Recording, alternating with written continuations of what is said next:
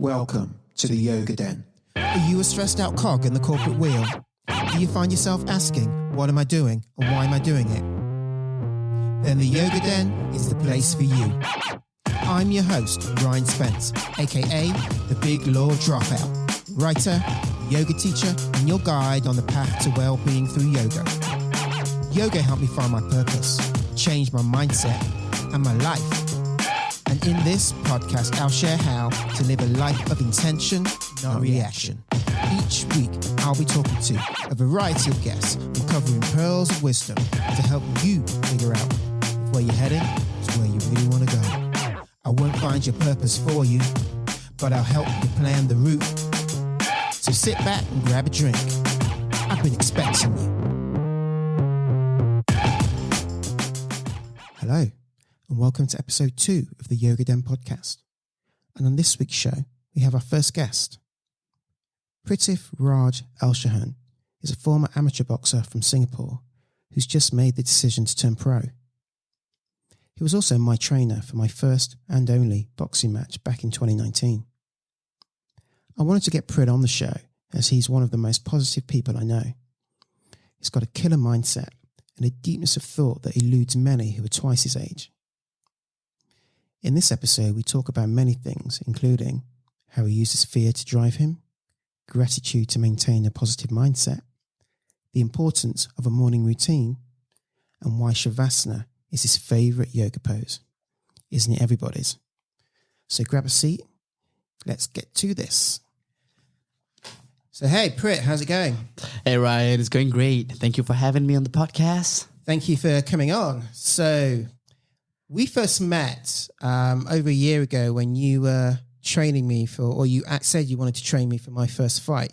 Let's talk about that. Yeah, that was quite an experience. You were a handful, Ryan. I mean, so the first time we met was in a group class, and you approached me. You actually approached me.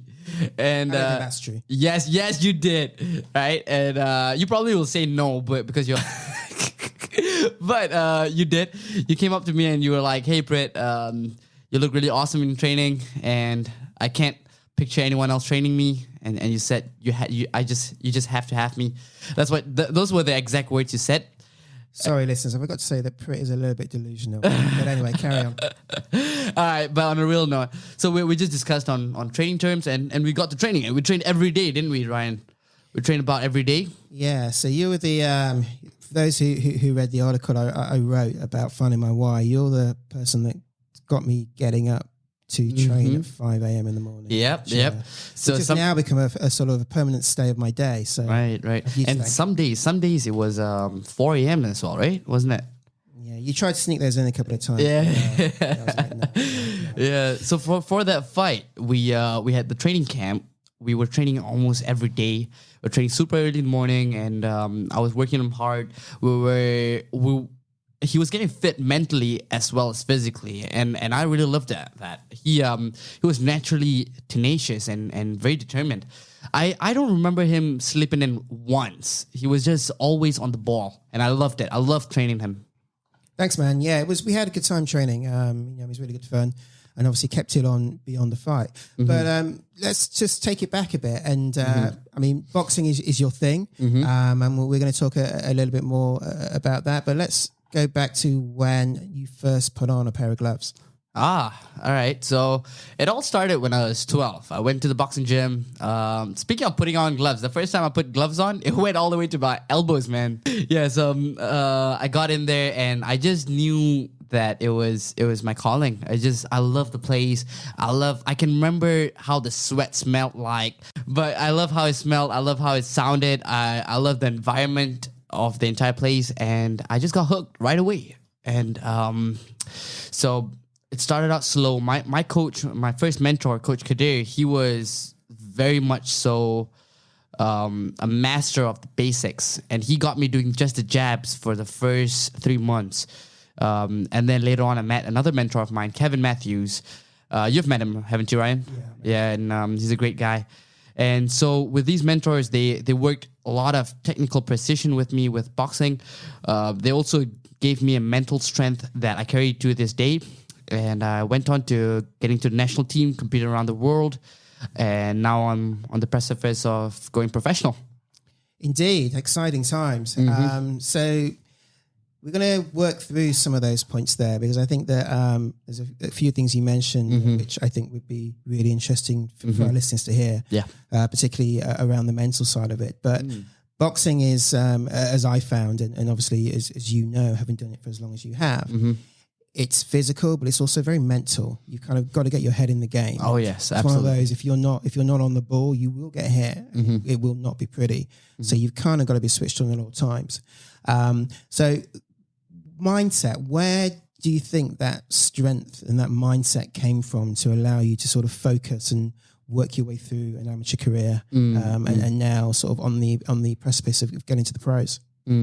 Well, boxing is a sport where you're going in there to get hit. I mean, of course, you try your best not to, and you're doing a lot of the hitting as well. But you know that you're going in there and you're standing in front of a lot of people with another guy there who's going to punch you. It's like a modern day gladiator sport, right? And with the whole training camp, you're training for that. And in the mental aspect, you're thinking about how that's going to be. You're thinking about how it's going to be when you're in there getting punched, and you're training your mind to go through that. And so that creates a lot of mental toughness. So like we were doing when we were getting up at 4 a.m., 5 a.m. in the morning, whether you're going to hit the snooze button, it kind of, you can't hit the snooze button, because you'll be thinking, oh, you know what? I cannot do that, because if I do that, I'm going to get punched in the face. I need to get prepared for that. I need to do well for that. So the whole toughness and mental fortitude and strength comes just from how the sport is and preparing for it. You get what I mean? Yeah, no, I get that. I mean, you definitely need that drive and that discipline. Yeah, for sure. As a 12-year-old, when you first started, I mean, you probably didn't have that drive from the offset. So what kind of made you fall into that sort of lockstep, that right. sort of, I'm going to do this, I'm going to focus, and I'm not going to be distracted about anything else that's around me? Well, it was two things. I got bullied as a kid. So I wanted to beat my bullies, basically. So I got into the boxing gym. That was one. By the way, I never got back at the bullies. I went to boxing, got really good, and I just learned the art of talking. And the second thing is I wanted to be really good at something. I wanted to be special. I wanted to be better than others in something. And so I tried Taekwondo, I tried music, I tried Muay Thai. My brother and I got into the Muay Thai gym as kids. And what stuck was boxing. I realized I had a natural talent for it. And that is what made me really good. So that's how it started. But what made me continue was that I just loved it. And I had goals. So the thing is, you could work really hard at something, but if you don't have goals, it's very hard to get to a point where you achieve great things or you're able to do great work consistently, right? So I had a lot of goals. I had national championships as goals, regional tournaments as goals, international tournaments, world championships as goals. And that kind of manifested my fire, and developed my mindset. Wow.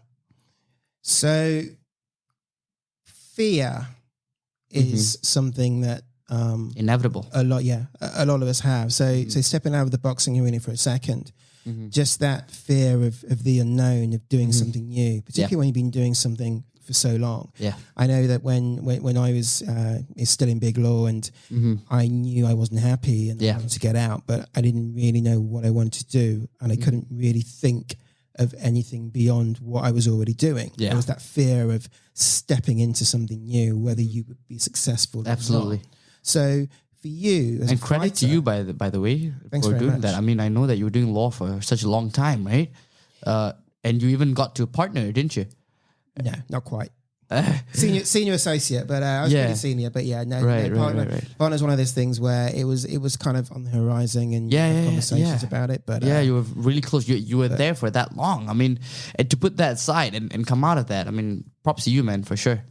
Thanks. For me, that came a lot partly from the boxing and the training, and going back to what you were saying about the discipline and the focus and not hitting the snooze button and having to get up and just do it and get at it. And then yoga as well, which was kind of the real catalyst that kind of sent me to where I am now. But to go back to the fear point, I mean, as a fighter, every time you step in the ring, there's got to be that element of fear, right? Oh, yeah. There's an opponent in there. You may have seen them fight before, you may not, but you don't know what's going to happen. And that person who's in there is trying to knock you out effectively. So how does that fear manifest itself in you? And how do you stop that fear preventing you from getting in the ring and doing what it is that you need to do? I love that you asked me that. Fear is one of the biggest factors. Look, you asked me how do I stop it. I don't stop it. No one can ever stop fear. It's inevitable. It will come. If someone's telling you that he's not afraid, he's probably lying, because we're all going to be afraid. And that, for me, is one of my biggest motivations. So on my Instagram page, you see me posting a lot of content about my boxing, and you see me posting videos and posting pictures, and I'm out there putting myself there. And I'm obviously a coach as well, and I train a lot of people, train about close to 30 clients just by myself. And it builds fear that if I fail, if I lose everything I have. And all that I have been promoting makes me seem like a liar, right? So that fear drives me. So when we talk about the snooze button, I cannot press the snooze because I'm afraid that I'll lose. So every little edge I have comes from fear. So I use fear as one of my biggest driving source, biggest motivation that I use to get hard, to grind as hard as I can. So fear is one of the biggest tools, man. And I'm really glad you brought that up. So use that as motivation, fuel. And during fight night, during go time, you're not thinking about fear anymore. You're thinking about what you have to do. And so that's a mindset shift where throughout camp, you use fear as a fuel. And during fight night, you fuck fear. You don't think about fear anymore, and you think about the guy in front of you. It's crazy. When you get in there, you know what I'm talking about. When you get in there, when you put the gloves on, you're all warmed up. You switch. You switch from this smiley guy that I know you are, and I am too, this friendly guy, to this gladiator, this murderous guy, this guy who's going in there to get a job done, to knock someone else's face off, you know? And then you switch. So you use fear in the training camp, and you take fear away on fight night. So that's my take on fear, man.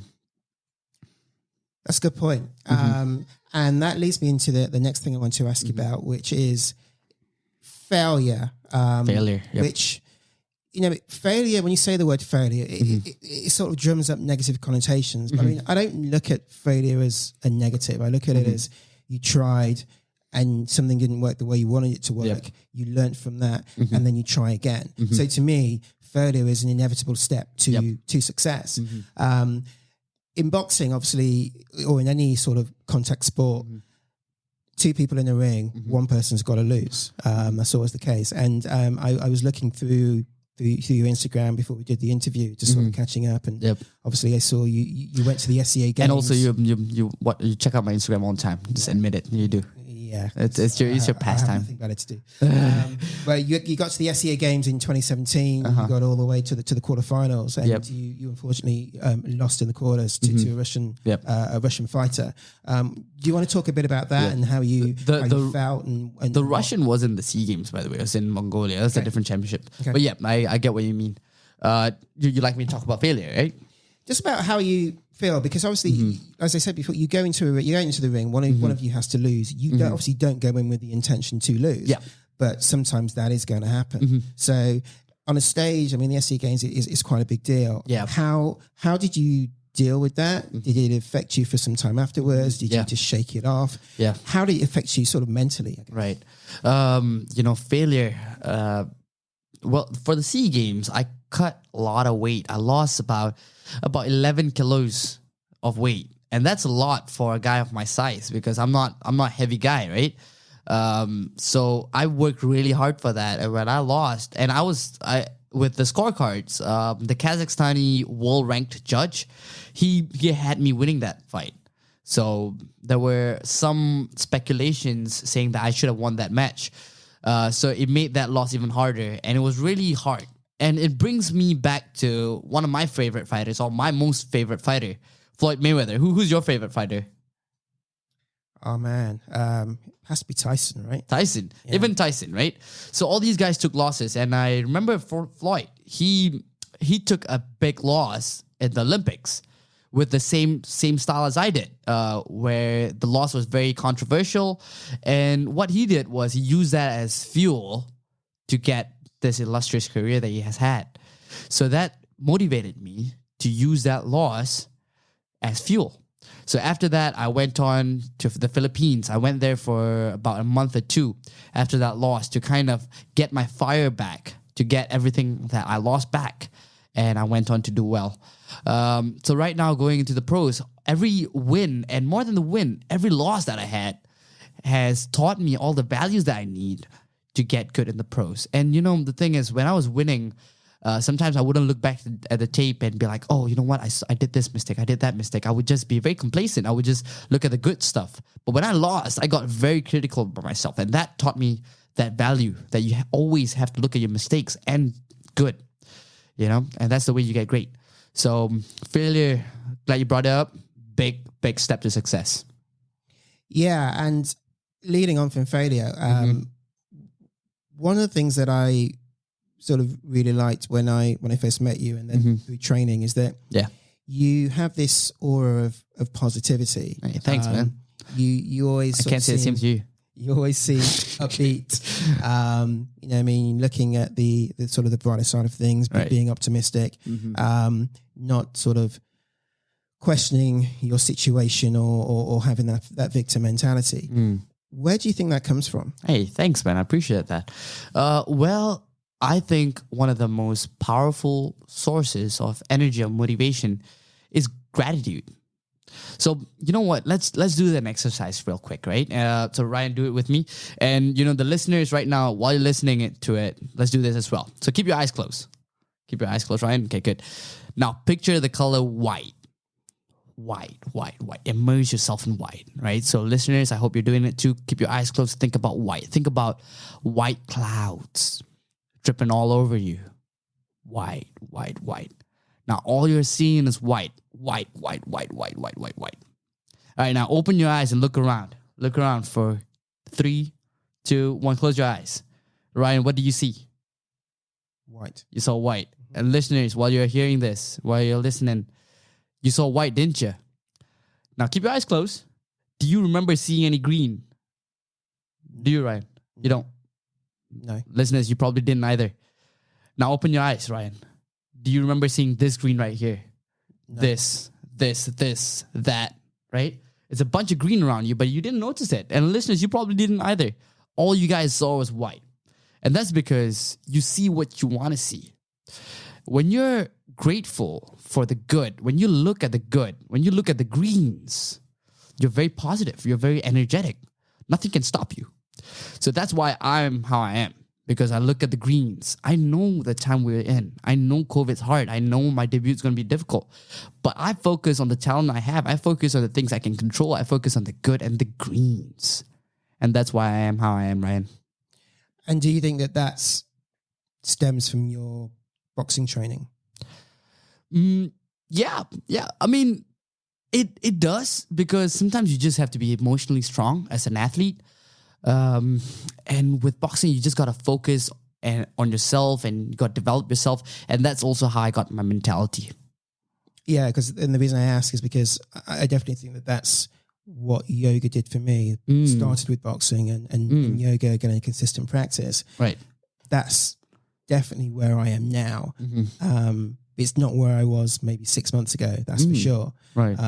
It does take work to kind of shift the mindset, because there is so much negativity around, whether it's people, whether it's the news, whether it's events that are happening. Yep.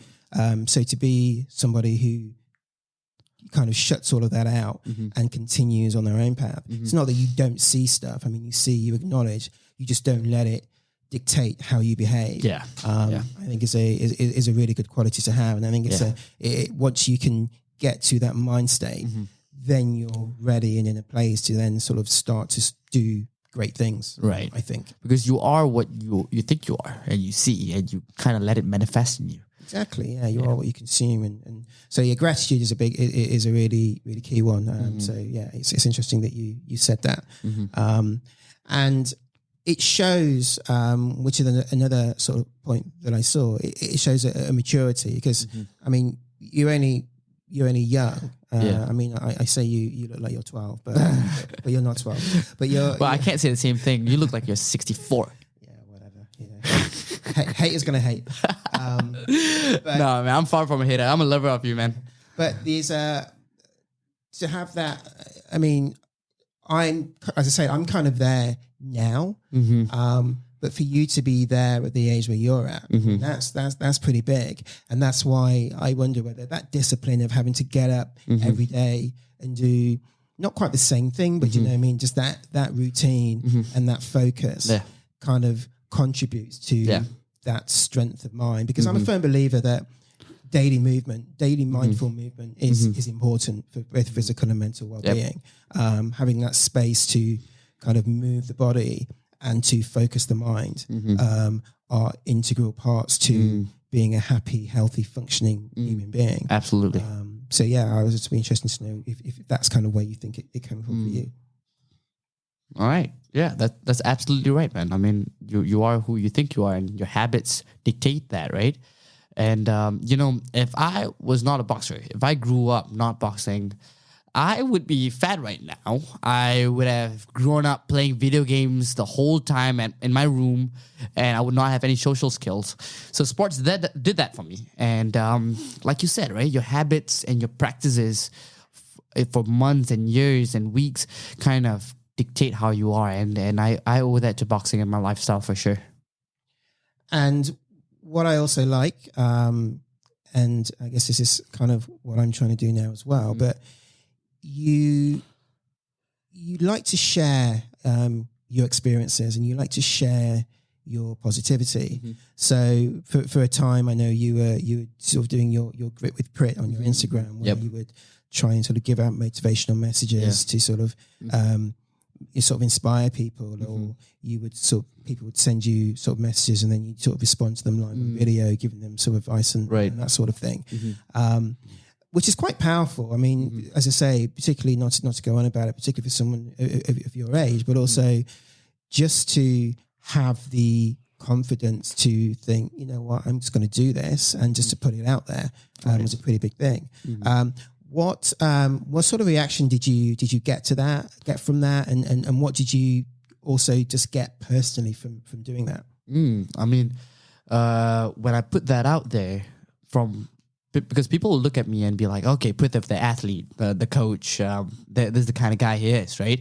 And if they got to know me personally, then they'll be like, okay, you know what? He's really positive, really energetic. That's great. I love this guy. But most of my followers wouldn't know me that personally, right?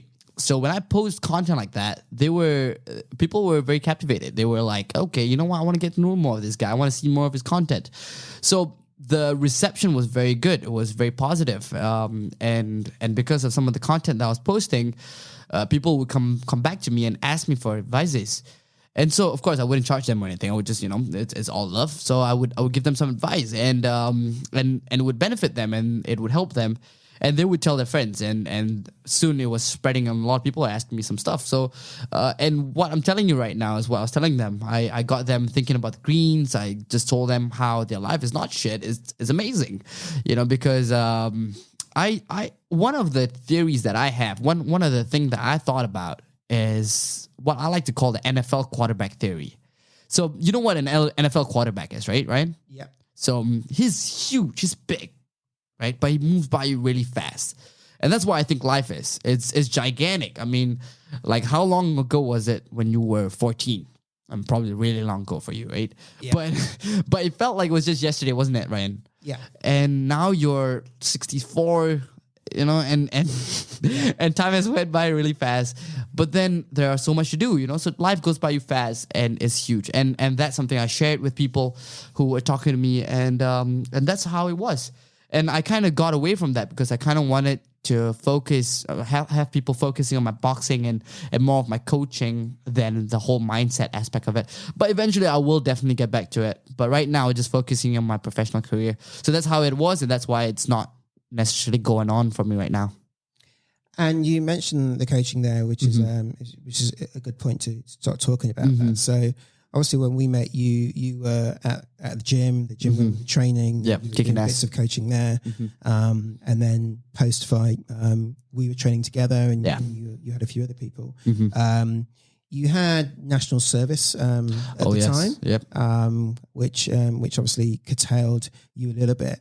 But once you left that, it seems as though your coaching has just exploded. Yeah, for sure. So tell me, what is it that you get out of coaching, being a fighter yourself? Yeah, as a coach, first off, I'm talking to people every day. I'm with people every day, and I'm a people's person, but it just develops and manifests. And this extrovert, I actually think I'm more of an ambivert, but it just gets bigger and bigger. You know, my social skills improve way more now that I'm talking to people every day. Also, I get to meet people from all walks of life, you know, so people who are lawyers like you, traders, bankers, even students, militarymen, firemen. I meet all of them, men, women, children. And that gives me a great exposure. And I'm also able to understand people deeper, because when I was training you, I understood how you thought, how you box, how you were as a person. And I do that with all my clients. And so that's what coaching has given me. And I have such passion for it. I love it so much. And I'm going to be doing it for a long time. I would even like to open a gym of mine in the future. Cool, big goals. Well, that leads me on to talk about goals. There's a Chinese proverb, which I'd heard before, but I came across today, which is a journey of 1,000 miles starts with a single step. Beautiful. And while I was watching one of your podcast interviews on YouTube, and you were asked a question about goals, and I thought that your answer was very interesting, because rather than talking about some huge goal of winning belts and being champions, you just said, I'm always thinking about the next fight. And that's right. I'm, with my own mindset shift, I'm a big believer in, celebrate the micro steps. Like, to get anywhere, you have to take a step. Absolutely. And even if you only take one step today, celebrate that step, but take that one step, because so many people don't take the step for whatever reason. So yeah, in terms of goals and just thinking about the next fight, where does that come from? I mean, surely as someone who's going into the pros, who's been a boxing fan for all these years, you're thinking about the bigger prize, right? Well, I can't conquer what's in front of me if I'm looking at what's way ahead, right? Wow. And when I was an amateur, I mean, every amateur boxer, their goal is the Olympics, you know? And I remember when I was, I think, 17, all I was thinking about was the Olympics. All I would talk about was the Olympics. And I was the national champion, and there was a local match against a guy who I already beat. It was a rematch with the guy, and because I was only thinking about the Olympics, only thinking about how to qualify there, how I was only thinking about SEA Games as well. That was all I was thinking, Commonwealth Games. And guess what? I lost that match right in front of me because I wasn't thinking about him, because I already beat him. I was only concerned about what was ahead. I wasn't concerned about what was in front of me, right in front. And that taught me right there. I was 17 at that time, and I learned that lesson, and I never forgot that. And right now, when I think about this, I know that when I'm going as my debut, that's the priority. When I'm training a client right now, he's my priority. She's my priority. So that is just a lesson that I think every athlete needs and every person needs. I think a lot of young athletes don't have that because they're young and they have time and they just think about what's ahead. Whereas with age, people think and are concerned about what's in front of you, And I think people take too long to learn this lesson. And because of that, they pay a big price. So I'm glad that I learned that when I was 17, and I keep that to me till this day. Wow, that's deep. Thanks for that. So, obviously, we talked about boxing. You've been boxing since you were 12. Talked about the coaching.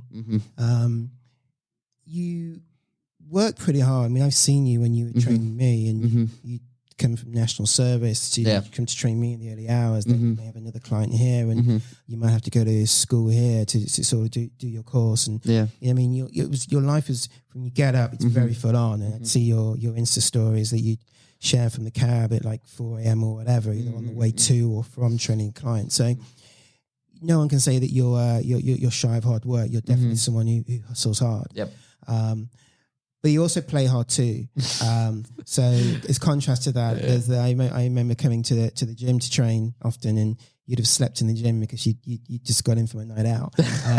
But what I liked and respected about that is that it never affected what you were doing at that time. I never felt I was being cheated from the session, apart from the one time when you wouldn't wake up. But I trained myself. But let's skate over that one. Oh man, that was once, right? But yeah, I mean, I guess where I'm going with this and why I think it's interesting and it's useful for the listeners is that you can work hard. You can enjoy life. The two can be compatible. Too much of one is not good. Too much of the other is not good. But people will respect you if you do what you say you're going to do. And I think that's something which I've always tried to do is if I said I'm going to do something, I'll do it. I may not actually want to do it once the time arises, and I'm still sort of working on that part of it. But I think once people know that you stick to your word, then you really build that respect. And that's something which I think that you do. Thank you, man. That means a lot. I mean, work is important, right? I mean, like I told you how I believe life is big, but it goes by you fast.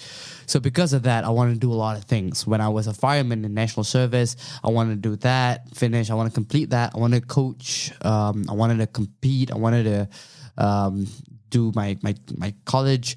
And I feel like because we have a very short time in this, because it goes by really fast, I want to do as much as I can. And that's why I worked hard, because that was driving me. I want to do everything. Right? But then while you're doing everything, because life go by you really fast, right? You don't want to just work and not play. So that's why I would have my fun. I would go out, but I would ensure that I'm good for the work part of it. So yeah, man, it meant a lot to me to have that balance. And it just, with years, you just understand when you can enjoy and when you can't, and sometimes like some nights where I know that the next day it's a big day. I've got like maybe 10, 12 clients and I know I can't go out. I know that my energy needs to be high the next day. I know that I need to sacrifice it. And some days where I know that, okay, you know what, I might have 3 clients. The next day is a pretty chill day. Then I can afford to go out. So with time, you know how to balance that out. Cool. Yeah, I think it's very important. You can't be all one thing. And people need to sort of see that you're a balanced individual. There's definitely a tendency particularly when you're in sort of a high stress, high pressure career, that you're just so focused on the job that life just disappears around you. So I think having that balance is definitely very important. Something else to sort of get involved in, to kind of take your mind away and not get you bogged down in kind of what isn't really that important. So one thing I really want to kind of get from you, as I mentioned, one of the things about the podcast is it's about helping people to find their purpose. Because I think that once you know what your purpose is, everything else falls into place. Because then each day you're not just wandering around sort of reacting to things. Each day you're trying to get that little bit closer to your purpose, take a step to get you that little bit closer. And it kind of really then gives you that framework and that intention. So what's your purpose? Well, I would like to make the most of life. Well, with professional boxing, it's not so much about making money. It's because I want to do it, and I want to go into the grave knowing that I box professionally. So that's me making the most of life. With coaching, I mean, of course, it's for finance, but also I could be slaving away at a job 9 to 5 and I still make some good cash, right? But it's about kind of making the most of my time and doing things that make me happy. So a big purpose of mine is to live life and make the most of life, because I truly believe that there's so much to do, so much of potential we have as people, and very limited time that we have to do it. So that's a big motivator and big purpose of mine. Another thing is also finance and money. So I love making money, and everyone does, right? Nothing wrong with that. Yeah, so that's a big motivator for me. So if I'm getting more clients, I'm gonna find time to make it. Because if I've got a day where I could go with 8 clients or 9 clients, I'm gonna go with 9. Although I'm gonna be tired because I want that cash. I want more in my bank. So that's one thing right there that motivates me. Another thing is creating things. So creating things where I know it's my own. So right now with the whole coaching business I have, it's my own. I could be working for a gym, which I was a long time ago, for a while actually. But then I decided to have something of my own, and that's something motivates me and gives me purpose. And in the future, I would want to have business ventures, and I would want to create things like that would be my own. So creating things is a motivation. Living the most out of life is a big motivation. Getting the most out of life, and also money. So those 3 things motivate me and give me purpose. But it's what gets you out of bed in the morning, right? Yeah, absolutely. And speaking of what gets us out of bed in the morning, what's your morning routine? I'm a big fan of morning routine. Yep. And I think that when we started training and at ridiculous hours of the morning, that kind of really made me hone my routine. And it's very much what I sort of stick to now. Right. The only difference being that the boxing training has been replaced by my daily yoga practice. Yeah. For sure. But I find the days when that routine doesn't happen. So the last couple of weeks I've been on this course in the US, which the time difference has been killing me. So it means that your day doesn't quite start right. You can recover it if you're conscious of it, but I much prefer to sort of start and get that routine and get those things sort of ticked off before we begin. Yep, that's so. How's that work for you? Do you have a routine? Is it the same every day? Do you have certain things which you just sort of stick by, or is it quite fluid? Well, so most days, because I work with a lot of people, I meet people every day, I need some time for myself before I start the day. So when I start the day out, I try my best not to look at the phone right away. I try to get in the shower. I like warm showers. I get in the shower. It's for some time, actually. I do a lot of thinking in the showers. And what I do is I envision myself winning the lottery. So I pretend like I just won $1 million and how I would react, right? So I'll have a big smile on my face. I'll boogie a little bit, do a little bit of booty shake, right? And that'll be in the shower. No one will be seeing this. And I live by myself right now, so I can be as loud as I want to. I'll be playing some Angel at the back. I love Angel. She's a little bit more quiet and a little bit more calm. I like that music, so I'll be listening to that, grooving it with my hot shower while being super energetic and super pumped up because I just won $1 million, right? So I would have that. And then I would do the same thing where I close my eyes and I think about the greens that we spoke about earlier. I would think about the things that I'm grateful for. And at this point, I'm at my pinnacle. I'm at this high energy level where I just need to get out of the shower, put my clothes on, and I'm going to crush my day, right? I need this every day. I need that hot shower where Angel is at the background, right? So I can't understand a word of what she says. She's a French, she's a Belgian. She's from Belgium, but she sings in French. It's beautiful. I love her voice, and so it calms me down. I'm in this energetic state. I'm powered by great gratitude, and I am just ready to kill my day. And another thing I do in my head is I plan it out. I envision how I'm going to do my PTs. I envision how I'm going to do my training. And I envision and I think about what I'm going to eat as well. So I get out of the shower, I put my clothes on, and I do that. One last thing I do in the shower is also I kind of embrace the warm water. So sometimes we are in the water and we just let it flow down our skin. We don't think about it, but I feel it. I acknowledge the temperature. I kind of think about how it feels on my skin, how it flows through, how it feels my hair, how it drips on my eyebrows. I really kind of embrace it, and it's kind of like meditating, where you kind of are very, mindful of what's going on. And that's why I do in the shower as well. So the showers are a very big thing for me in the morning, and I get out of there. That's really really interesting. I mean, particularly the mindful part, and as you say about the water, it's that awareness. I think that we there's a lot of things that we do in life which are just habitual, and we don't really think about it.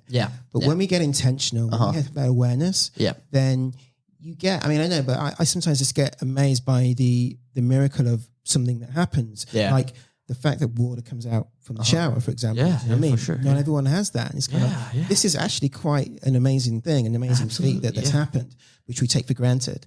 You know what I mean? Or when I get on a plane, when we could get on a plane, do you know what I mean? The fact that you're on this thing which is taking you somewhere. You know what I mean? We do it so instinctively, and we kind of get annoyed about the delays and the regulations, but just sitting and thinking and being aware, it's just like, wow, this is pretty amazing.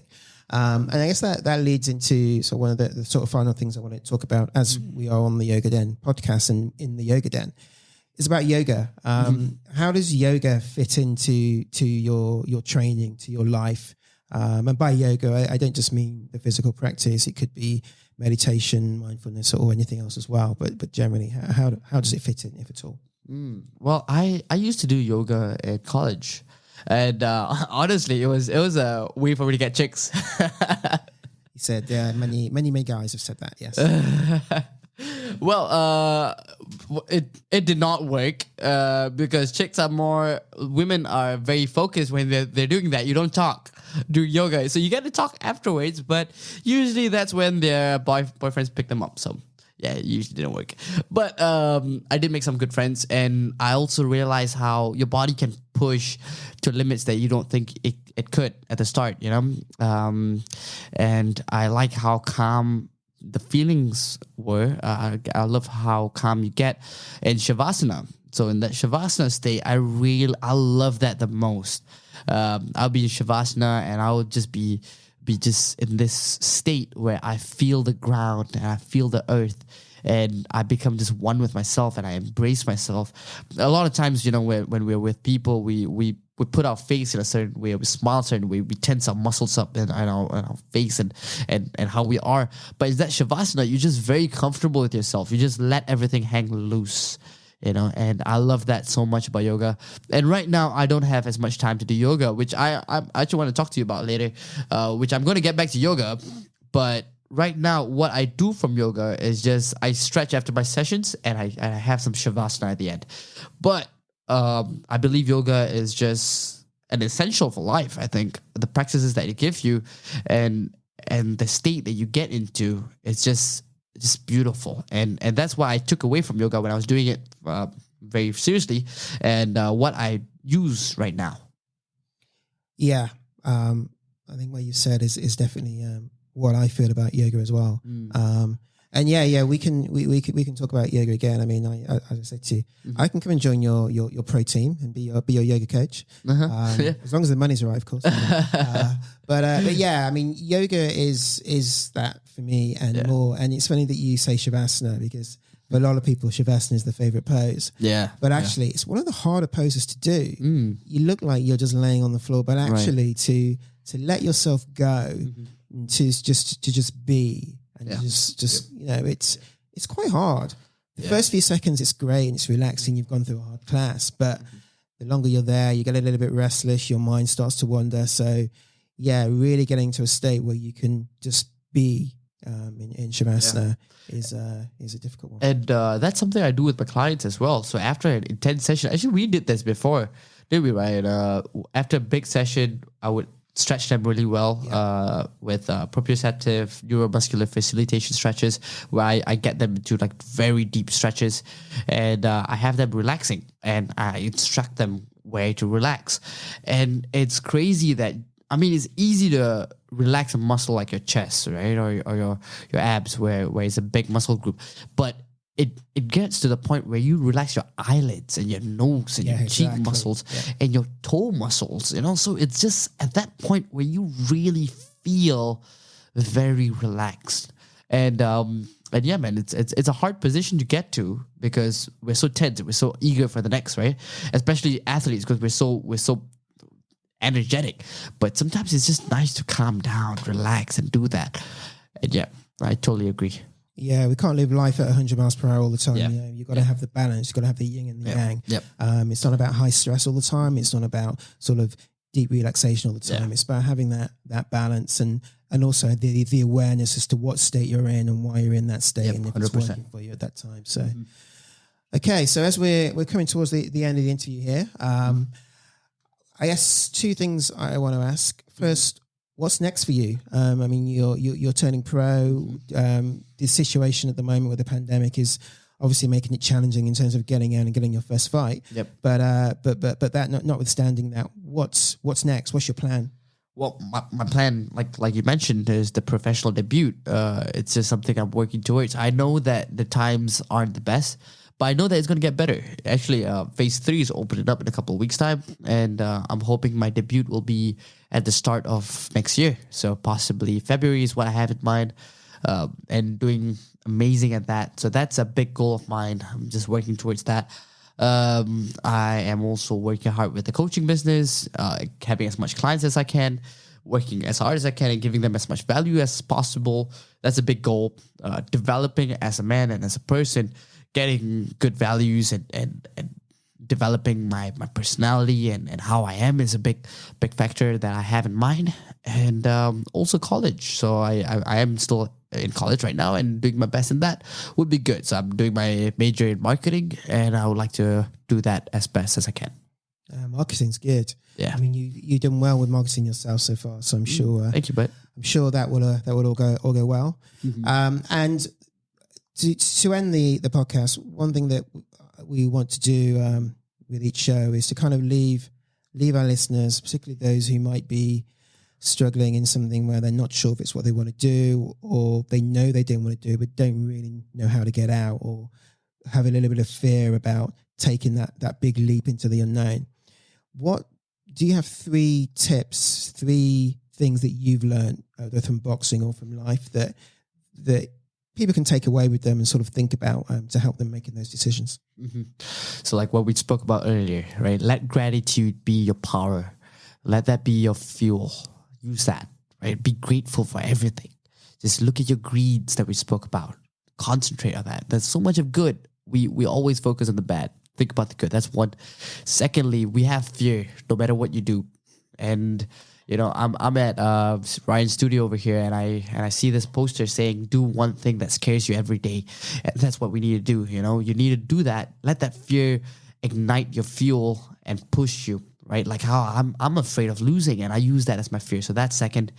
And thirdly, be yourself, because like I can choose not to box and be just doing a corporate job and earning my way from that. Ryan could be a lawyer again, but not sticking with social norms and what society tells you to do, and being what you want to do and being yourself has such much more fulfillment and joy, because life goes by really fast. It's huge. It goes by you really fast, like we spoke about, and you want to be yourself and do things that make you happy.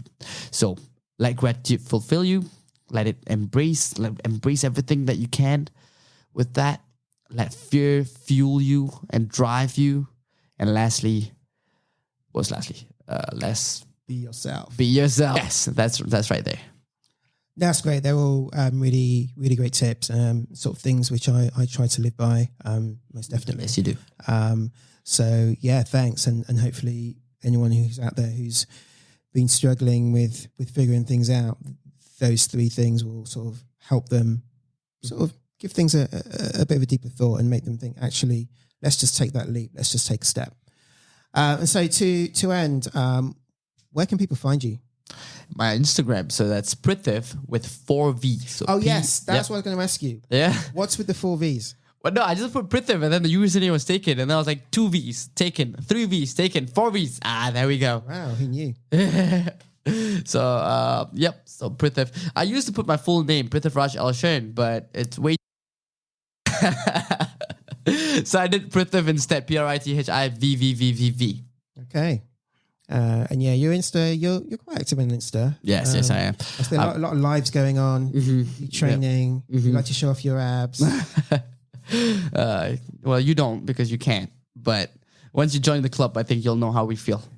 Well, I think we're back training next week. Yes, we are. Time to whoop you back in shape after a good few months off and still nursing. I'm looking forward to it, man. So that'll be fun. Good to get the gloves back on to sort of balance out the yoga, most definitely.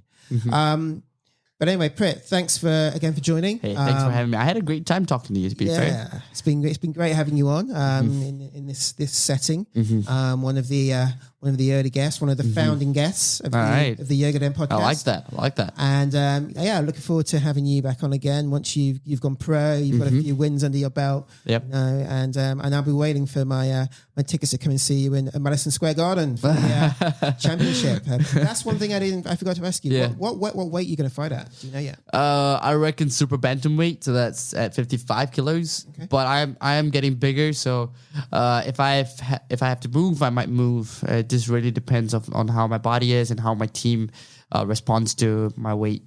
Okay. Yep. Very good. Well, thanks again. And we'll put your details in the show notes. Perfect. So people know where they can find you. And I'm sure we'll all be watching with excitement what the pros bring. Absolutely. All right. Thanks, man. Thank you, bud. Cheers. So there you go. Interview with Prit. Leaving you there with 3 tips to fuel yourself, change your mindset, keep you on the positive track. Gratitude. Let the fear drive you and be yourself. Sound advice, I'd say. And as I said in the show, rules that I try and live by every day. Thanks for tuning in to the Yoga Den podcast this week. If you like the show, tell your friends, subscribe, and give us a review on Apple Podcasts. Until next week, eat plants, give thanks, do yoga. Peace.